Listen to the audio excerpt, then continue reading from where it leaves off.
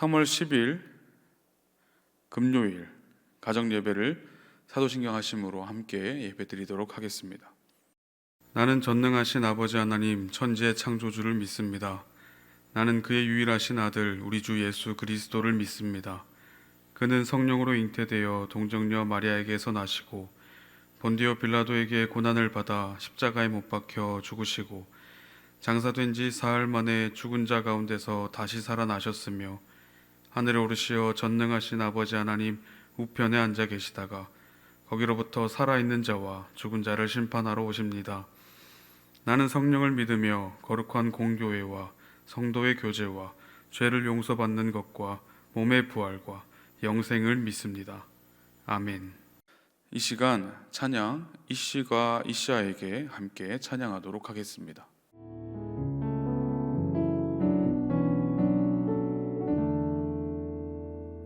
그대 기다리오 20살에 나는 주께 맡겼다오 사랑이라 내 선택을 이제 잠이 드오 주의 머리맡에 주께 드렸다오 설렘이라 내 감정도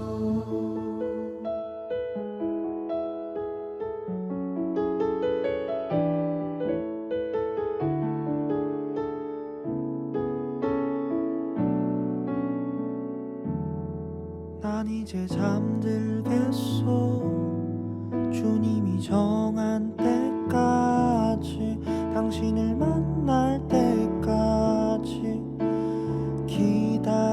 기다리겠소 행복을 연습하겠소 문 잠긴 동산이 되어 어딘가 있을 그대여 기도하고 기다리네 오늘도 나 스르르르 잠이 드네 주의 품에 우물에 잠긴 물처럼 내 맘은 그대 것이요 그대만 가질 수 있어 오직 그대만 위해서 사랑하겠소 내 맘을 노래하겠소 그대를 기다리겠소 주님의 때 주님이 맺어주실 그대 계절이 바뀌고 시간이 흐르고 내 눈에 위장이 거치고 계절이 바뀌고 시간이 흐르고 빗장이 풀리고 계절이 바뀌고 시간이 흐르고 내 눈에 휘장이 거치고 이제 난 보이오 그대가 보이오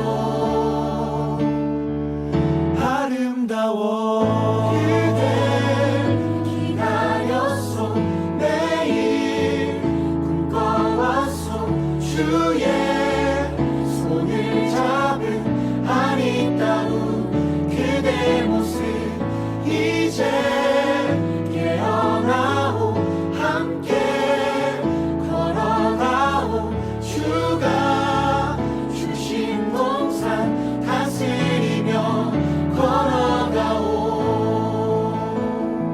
이제 보내 내 이샤를 그댈 보내 그대를 사랑하게. 오늘 하나님께서 우리에게 주시는 말씀은 신약 성경 마태복음 19장 8절에서 9절까지의 말씀입니다. 모세가 너희 마음의 완악함 때문에 아내 버림을 허락하였거니와 본래는 그렇지 아니하니라. 내가 너희에게 말하노니 누구든지 음행한 이유 외에 아내를 버리고 다른 데 장가드는 자는 간음함이니라.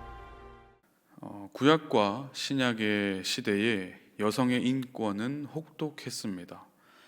지금도 그 지역은 그 지역의 문화는 여전히 여성들에게는 혹독하죠. 그리고 그 시대의 남자들은 트집을 잡아 아내를 버렸다라고 성경은 기록하고 있습니다. 이러한 시대적 배경 속에서 바리새인들이 와서 예수님께 묻습니다. 이런 질문이죠. 이유가 있으면 아내를 버리는 것이 옳은가 하는 것입니다. 그런데 우리는 예수님의 대답을 살펴보기 전에 왜 바리새인들이 이러한 질문을 하였는지 생각해 볼 필요가 있겠죠. 복음서에는 예수님을 섬겼던 수많은 여성들이 나타납니다. 십자가의 죽음 앞에서도 무덤가에서도 남성은 거의 없었죠. 끝까지 신의를 지키고 최선의 섬김을 드린 사람은 남성이 아닌 여성들입니다. 따라서 여성들의 반감은 예수님의 인기를 추락시킬 가장 좋은 방법이다라고 할 수 있겠습니다. 아마도 바리새인들은 이러한 점을 노린 것이 아닌가 싶기도 합니다. 예수님께서는 끊임없이 약자를 보호하셨고, 그리고 그들과 함께 하셨던 예수님의 선행과 그리고 예수님의 이미지를, 그리고 그 선행과 이미지의 의미를 퇴색시키고 추락시키려고 이 바리새인들이 노력한 것입니다. 하지만 우리 예수님의 대답은 통쾌한 반전을 선사하십니다. 바리새인들이 예수님께 하였던 그 질문, 이유가 있으면 아내를 버리는 것이 옳은가라는 이러한 질문에 대해서 예수님은 어떤 대답을 하셨습니까? 이렇게 대답하십니다.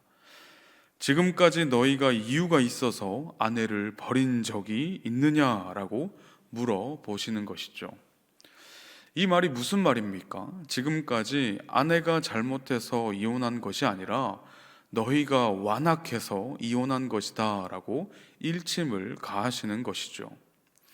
아내의 죄가 아니라 너희의 죄를 아내를 빌미로 숨겨왔다라고 예수님께서 통쾌하게 말씀하고 계시는 것입니다.